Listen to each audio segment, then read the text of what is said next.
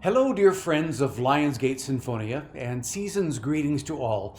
I hope this finds you well and safe, and definitely happy and healthy as well. On behalf of all of us here at Sinfonia, musicians, the board of directors, and our many wonderful volunteers, I wish you a Merry Christmas, a Happy Hanukkah, which has just ended, so Shalom, Mazel Tov, and Happy Hanukkah to all, a Happy Winter Solstice, and the jolliest of seasons to all. This time of year, I'm usually a little bit concerned about people getting the flu, or slipping on ice, or trudging along in the wet and freezing cold slush. But now, however, we have another potential enemy to fight. I was just talking to some friends about this strange year we're all having and how the coronavirus has impacted those of us in the arts community.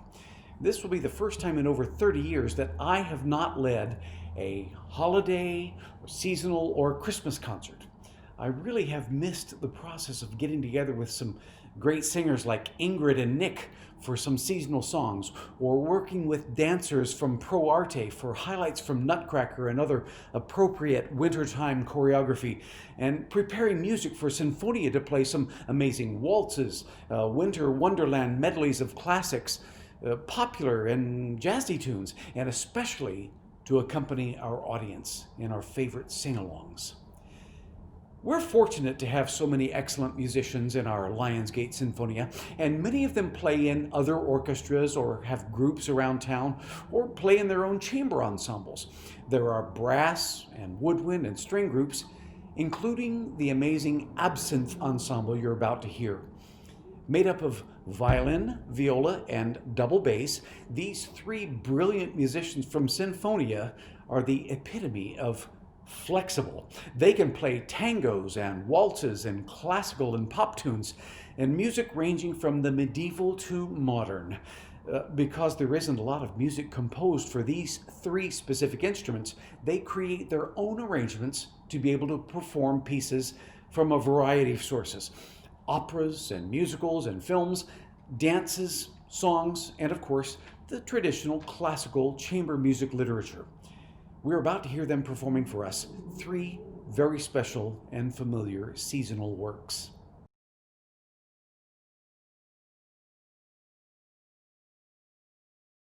First up is the famous Ukrainian Carol of the Bells. Now, this is one of the most popular songs of the season, even though it didn't start out as a Christmas song. Although Carol of the Bells has become a well-known tune that we hear during the holidays, the original lyrics had nothing to do with Christmas. The haunting, repeated four-note melody, you'll recognize this: 1, 2, 3, 4, 1, 2, 3, 4, bum, ba, ba, bum, bum, ba, ba, bum. This originally was a Ukrainian song written in 1916 as a winter well-wishing song. Ukrainian composer Mykola Leontovich called his original song Shedrik, and it tells the tale of a swallow flying into a house to proclaim the plentiful year that the family was going to have. The song's title is derived from the Ukrainian word shedrish, which means bountiful. The swallow heralds the coming of spring, telling the master of the house of the wealth he's about to possess: healthy livestock, a bountiful harvest, money, and a beautiful wife. In the Ukraine, the original folk melody Leontovich used to compose his work was one of many well-wishing tunes sung in Ukrainian villages on January 13th, which is New Year's Eve in the Julian calendar. These songs are usually sung by young girls going house to house in celebration of the new year. The girls sang a tune predicting good fortune, and then they were rewarded with baked goods or some other really nice little treats.